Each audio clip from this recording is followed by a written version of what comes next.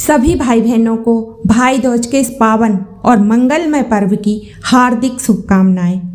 भाई दूज केवल एक त्योहार नहीं बल्कि भाई बहन के पवित्र, निस्वार्थ और अटूट प्रेम का उत्सव है। यह वह दिन है जब बहन अपने भाई के माथे पर तिलक लगाकर उसकी दीर्घायु, सुख और सुरक्षा की कामना करती है और भाई जीवन भर उसकी रक्षा का संकल्प लेता है। शास्त्रों में वर्णन आता है कि इसी दिन धर्म के अधिपति यमराज अपनी बहन यमुना के घर पधारे थे। यमुना जी ने अत्यंत श्रद्धा और प्रेम और आदर से उनका स्वागत किया, तिलक लगाया, आरती उतारी और प्रेम पूर्वक भोजन कराया। बहन के इस निष्कलंक प्रेम से प्रसन्न होकर यमराज ने वरदान दिया कि जो बहन आज के दिन अपने भाई का विधि पूर्वक तिलक कर स्नेह पूर्वक भोजन कराएगी, उस भाई को अकाल मृत्यु का भय कभी नहीं रहेगा और बहन को सौभाग्य की प्राप्ति होगी। तभी से यह दिव्य परंपरा चली आ रही है। भाई दूज पर लगाया गया तिलक केवल चंदन और रोली का चिन्ह नहीं है, वह बहन की प्रार्थना, उसका विश्वास और उसके आशीर्वाद का प्रतीक होता है। तो आज के इस वीडियो में हम आपको भाई दूज व्रत की एक अत्यंत भावपूर्ण और प्रेरणादायक कथा सुनाने जा रहे हैं। निवेदन है कि कथा को अंत तक अवश्य सुनें। मान्यता है कि जो श्रद्धापूर्वक धर्मराज का स्मरण करता है उसके जीवन से भय, दुख और संकट दूर होने लगते हैं। यदि आप भी धर्मराज की कृपा पाना चाहते हैं तो कमेंट में जय धर्मराज अवश्य लिखें। आइए अब प्रारंभ करते हैं भाई दूज की वह दिव्य कथा। बहुत प्राचीन समय की बात है। एक छोटा सा रमणीय गांव था, गंगापुर। चारों ओर हरे भरे वृक्ष, पास ही बहती निर्मल गंगा की धारा, शुद्ध वातावरण और सरल जीवन। उस गांव में हर प्रातः मंदिर की घंटियां बजती थीं और हर संध्या दीपों की रोशनी से आंगन जगमगाते थे।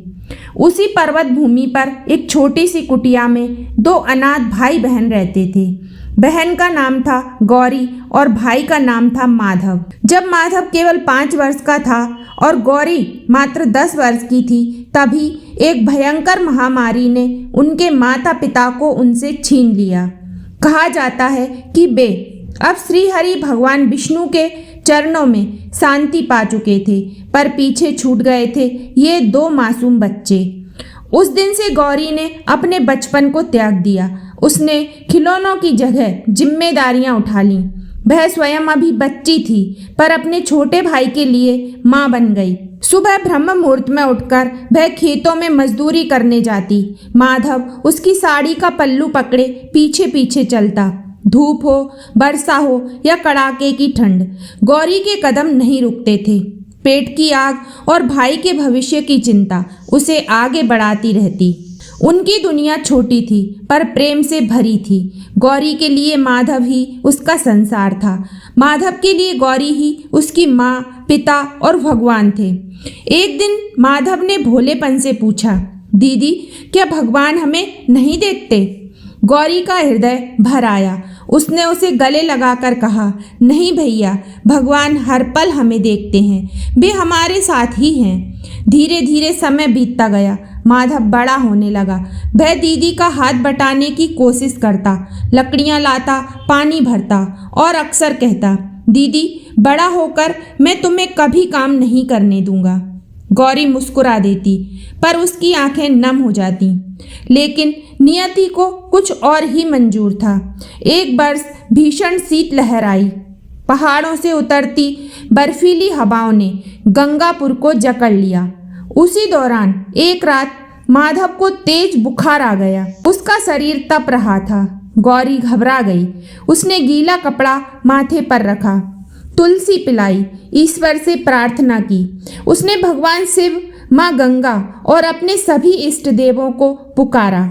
गांव के वैद्य ने आकर कहा, ज्वर अत्यंत तीव्र है, अब सब ईश्वर पर निर्भर है। दिन बीतते गए, माधव की हालत बिगड़ती गई। गौरी ने अन्न जल त्याग दिया। वह बस उसके पास बैठी रहती। एक दिन माधव की सांसें धीमी पड़ गईं, शरीर ठंडा हो गया, आंखें अध खुली। गौरी का संसार थम सा गया। अभी उसे बचपन में सुनी एक कथा याद आई, भाई दूज की, कि इस दिन बहन का तिलक भाई को अकाल मृत्यु से बचा लेता है। गौरी के भीतर आशा की लौ जल उठी।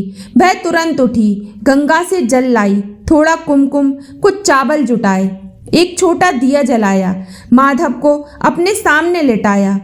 आंसुओं से भीगे हाथों से उसने तिलक लगाया। कांपती आवाज में बोली, हे धर्मराज, यदि मेरे प्रेम में सत्य है, यदि मेरी भक्ति में शक्ति है, तो मेरे भाई को जीवन दान दीजिए। अचानक आकाश में गर्जना हुई, तेज प्रकाश फैला और प्रकट हुए स्वयं धर्मराज यम। उनका स्वर गूंजा, बालिके, इस बालक का समय पूर्ण हो चुका है। गौरी बोली, धर्मराज, क्या बहन के प्रेम का कोई धर्म नहीं? आज भाई दूज है, मैंने व्रत किया है, मेरे भाई को मत ले जाइए। यमदूत आगे बढ़े, पर गौरी डटकर खड़ी रही। यमराज ने अपनी दिव्य दृष्टि से गौरी का हृदय देखा, उसका त्याग, उसकी तपस्या और उसका निस्वार्थ प्रेम। उन्हें अपनी बहन यमुना की याद आई, उस दिन का वरदान याद आया, और तब हुआ वह अलौकिक क्षण। धर्मराज की आंखों से अश्रुधारा बह निकली।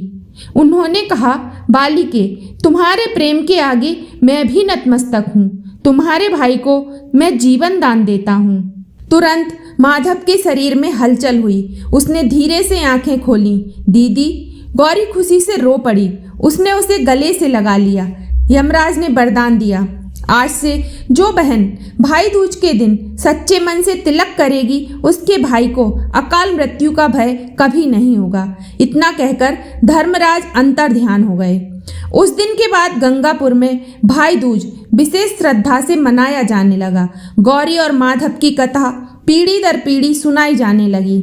यह कथा हमें सिखाती है, सच्चा प्रेम, अटूट श्रद्धा और निस्वार्थ भक्ति के आगे स्वयं काल भी झुक जाता है।